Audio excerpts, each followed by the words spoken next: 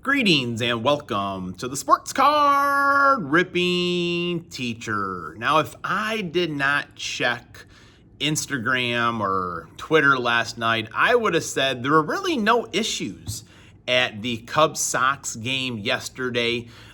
Pre-game during introductions, when the Cubs were being announced, there was one guy, he was standing up and doing the old boo as loud as he could. And I kind of went over to him and I was like, you know what? No one just boos anymore, but that's a good way of showing your, resentment for another player or another team. I like it. And we talked a little bit more. So every time I went down into his section, he booed at me, which I thought was a good time. When the Cubs took the lead, the Cubs fans were going wild.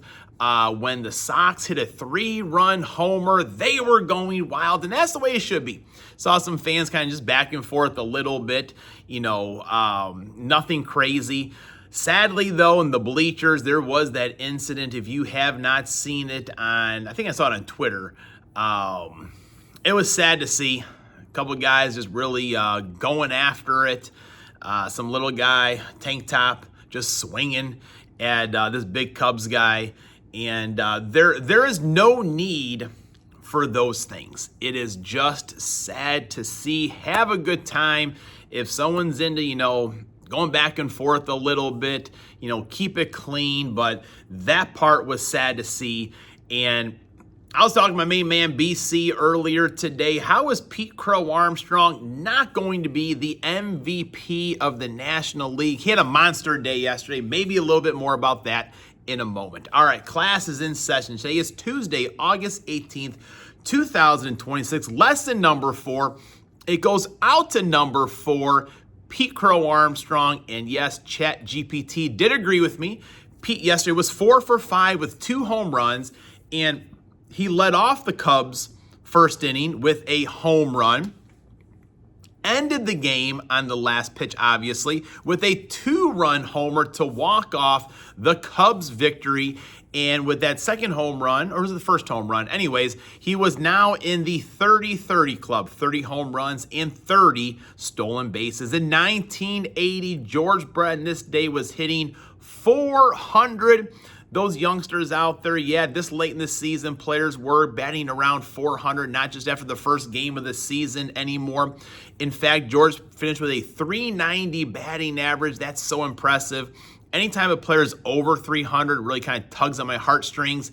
And 11 times in his career did George Brett hit 300 or higher.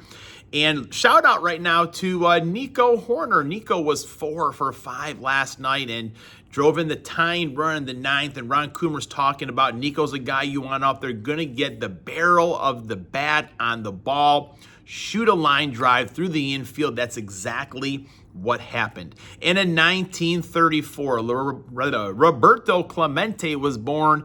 And just got done a little while ago telling the class about, just what a great baseball player he was, but an even better person. Sadly, he did pass away, but he was on his way trying to do good for other people. Also, shout out those in the area. John Yurkovich, Yurko, former Green Bay Packer, received Reggie White's used Rolex ESPN 1000 personality. It is his birthday as well. Let's now take a look at my second favorite card from this year's Topps Chrome Baseball.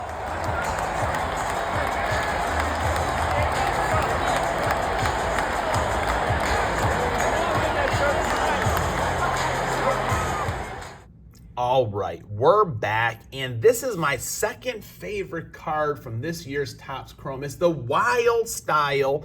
I guess it's an SSP. It's found only in the hobbies and the jumbos. And it's actually play two with it. I do have 2 of these cards right here, but beautiful Pete Crow Armstrong. Take a look at the back of the card right there. While leaning into his flashy style, Pete dives for balls in the outfield and even dyed his hair blue to show his commitment to the Cubs. Yes, he did. Crow Armstrong exudes fearlessness and relishes his role as a rising star in Chicago. You do see a lot about with him, Matas Buzelis, Pete Crow Armstrong, Yes, even Caleb Williams hanging out at Blackhawks games, doing some stuff. Connor Bedard as well. So the youngster engages with Wrigley fans.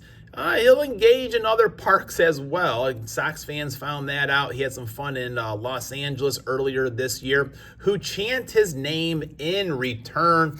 On the road, though, they're not chanting Pete Crow Armstrong, PCA, some other things. But I just love this card. Again, it is a hobby or jumbo exclusive. I think it's 1 out of every 40 hobby packs, if I'm not mistaken. So you're not guaranteed to get one of these per box, kind of like the Beam Team used to be in Top Stadium Club. But I love it. I think, every single year, folks, the MVP could go to Shohei Ohtani. He is that great. But he's a one-dimensional player right now. One-dimensional. He's hitting well. He had 2 home runs in a blowout yesterday. Not pitching right now. But I think Pete Crow Armstrong's defense and his bat are enough to give him, as long as he continues for this last month and a half of the season, whatever we have left, continues, I think he should be the MVP. Class is dismissed.